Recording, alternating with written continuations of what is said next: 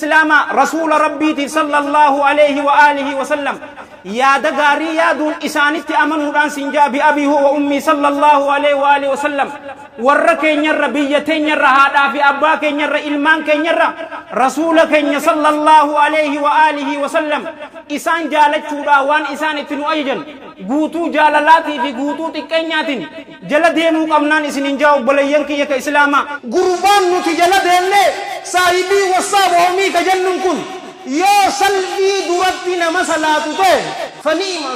waa tolteebo kana saahiba fuudhatan yoo misar xarraqee ta'e hoo xarraqee salaata hin salaanne farshoo dhuguu isatti zinnaa ka itti fakkaatu yoo ta'e hoo abuu baabura jahannamitti deemu akkamitti saahiba godhachuun tun nurraa bareeddisa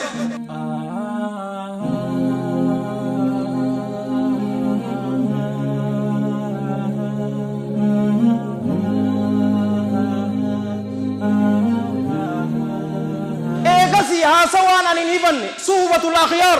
mimman tudhakkiruna wujuhum bil aziz al ghaffar wa bin nabiy al mukhtar sallallahu alayhi wa alihi wa sallam waayati haasaw fadheeti miti dhiyootana ilmi namaa salaata maaltu isa lakkisiisaa waan jettu waa soddom afaan amaariffaatiin barreesseetiin feesbuuk irratti poostu godhan maal himataa agartee fi ammas waan isa dhoorku salaatarraa achi keessa takkichuma tana isinii faayimu saahiba gaarii haasaa himnu jaalawwan kiyya ka islaamaa akka rasuulli jee sallallahu alayhi wa alihi wa sallam wal hadiithu fi sahih al-jaami wa fi al-mishkaat من حديث أبي سعيد الخدري رضي الله عنه قال رسول الله صلى الله عليه وآله وسلم لا تصاحب إلا مؤمنا ولا يأكل طعامك إلا تقي جيبر نما مؤمنته إسا ربتي أمناته ملي صاحبهن قرأتني نياتك إذس نما ربي صدات مليه نياتني صاحبوتك نيولالته أنيس أمتك رسول ديدميشنس دبر سيبر tokko amiiraan sinja dirqama feetu jaaladhu feetu dhiisi tokko amiira keenya obboleesso amiirri keenya kun gurbaan nuti jala deemne saahibii wasaab hoomii ka jennuun kun yoo salphii duratti nama salaatu ta'e faniima sinja waa tolteebo kana saahiba fuudhatan yoo misar xarraqee ta'e hoo xarraqee salaata hin salaanne farshoo dhuguu isatti zinnaa ka itti fakkaatu yoo ta'e hoo abuu baabura jahannamitti deemu akkamitti saahiba godhachuun tun nurraa bareeddisa xarraqee jaahila beekumsa ammayyaa jetta sifir amantaa islaamaa alif ni dhaabbataa ni ciisaa sifir akkamitti saahibummaa godhanna kan amiira jennee akkamit jala deemna warabbil kaaba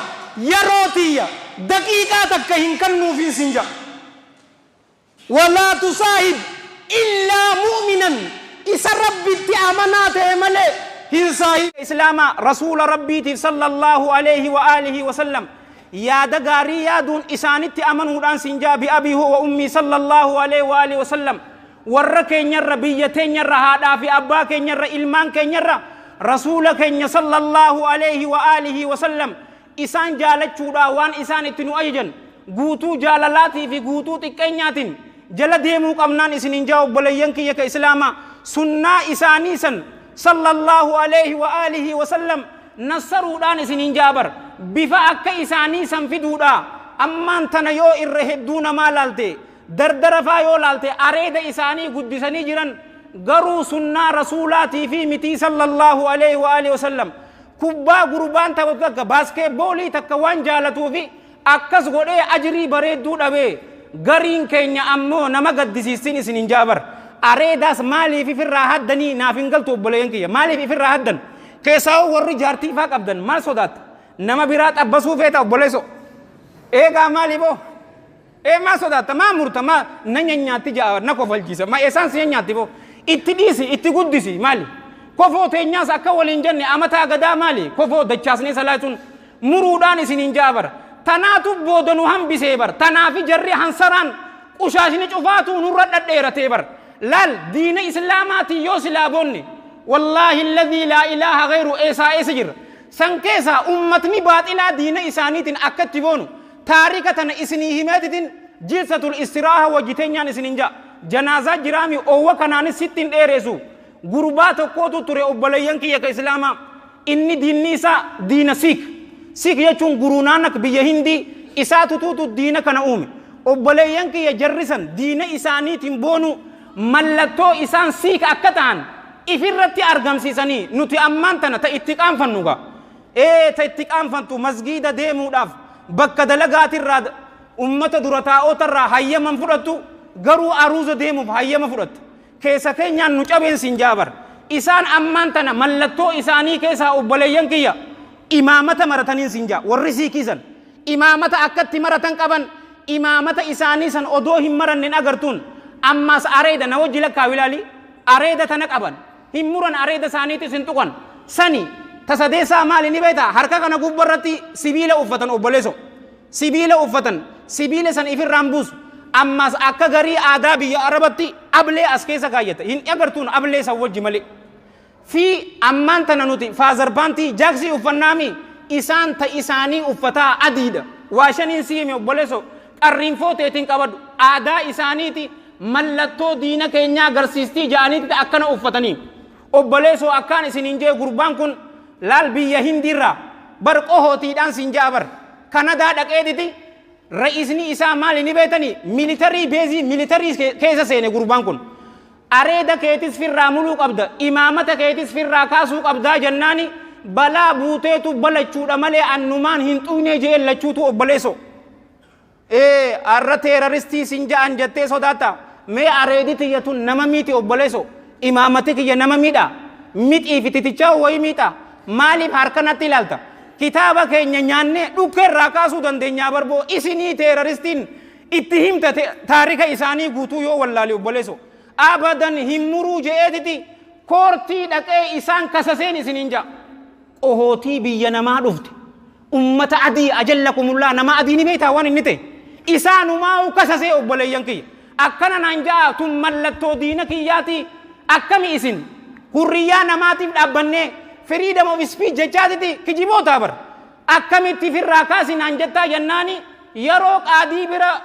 waan tana je'ee himu obboleeyyan kiyya qaadiin areeda keetis muruu hin qabdu imaamata keetis ifirraa hin qabdu inuma jarri militarii beezii san qaxxaamuu qabaa ofiisi gaafachuu qabaa jeen obboleeyyan kiyya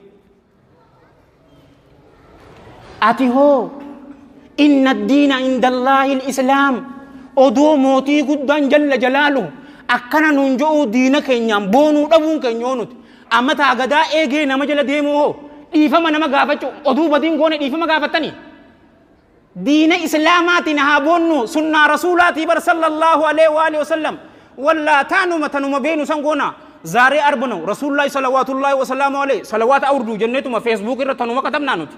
hin mul'isnu mallattoo hin mul'istu obboleeso maal qaanfanna tanaan isiniin jaati anis kanin dubbadhe siis warra dhaggeeffate warra dalagatu rabbiin waa godhu nu cufaatiifuu rabbii yaadaa muraada keenya rabbiin waa guutu nama nurraa dhukkubsate cufaatuu rabbiin isaan haa fayyisu yoo nu keessa jiraatan rabbiin isaan haa fayyisu yoo haakima jiraatan mana isaanitti rabbii isaan haa deebisu nama nurraa du'e cufaatiifuu rabbiin rahmata haa godhuufi nutis khaatimaa teenya rabbiin nuuf haa tolchu jecha maayyii keenya laa ilaaha illallah muhammadun rasuulullah rabbiin waa godhu warra rabbiin toobaa isaanii irra deebi'ee gama isaanii deebi'ee rabbiin waa godhu warra toobaa isaanii rabbiin qeebaleef rabbiin waa godhu taa'umsi nuti teenya kun guyyaa qiyaamaa warra isaaniif ragaa ba'u rabbiin waa godhu tuubuu ilallaahi wastaghfiruu ede isaan jennaa tashanaffaa tana je'eetiin nurraa dhaabu obboleeyyan kee silaa wantiisi ni hafti beete san keessa zamana fitnaa keessatti obboleeyyan kiyya obsuudhaan isiniin jaa rabbiin istiqaamaa nu haa kennu obboleeyyan kiyya zamana fitnaa keessatti yoo obsite mindaa shahiidootaati arkattaa ka akkana jee rasuula rabbiitiin isiniin jaa sallallahu alaihi wa alihi wasallam والحديث في سير الجامع وفي السلسلة من حديث عبد الله بن مسعود رضي الله عنه أن رسول الله صلى الله عليه وآله وسلم قال إن من ورائكم زمان صبرنجي دوبه كيسانيتي تهودا زمن صبري تهودا للمتمسك فيه أي دين إسابانا نمني زمن فتناسا كيستي زمن أبساسا كيستي namni diina isaa qabate riwaayaan biraa obboleeyyan kiyya akka nama ibidda qabateetii jette obboleeyyan kiyya ka islaama nama kanaaf ajrii nama 50 shahiideetuutu isaaf jira